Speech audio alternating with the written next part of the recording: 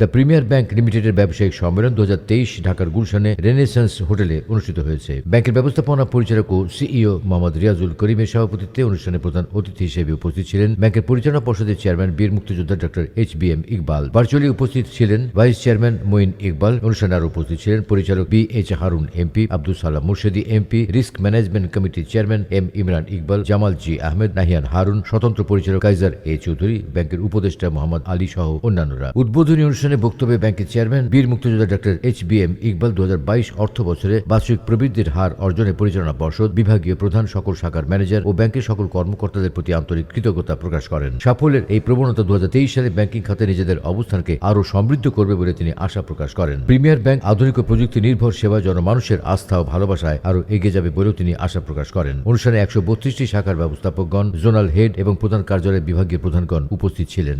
আমরা বিগত বছরে আমাদের পারফরমেন্স আমরা রিভিউ করেছি, অ্যানালাইসিস করেছি, আমাদের সাকসেস এবং আমাদের ফেলিউরগুলোকে আমরা আইডেন্টিফাই করার চেষ্টা করেছি, যাতে 2023 সালে আমরা আমাদের একটা কর্মপরিকল্পনা আমরা নিতে পারি। সেকেন্ড সেশনে আমরা আমাদের ব্রাঞ্চ ম্যানেজারকে নিয়ে আমরা বসবো। এখানে আমরা আমাদের বর্তমান ইকোনমিক যে চ্যালেঞ্জগুলো আছে, চ্যালেঞ্জগুলো নিয়ে আমরা আলাপ আলোচনা করব।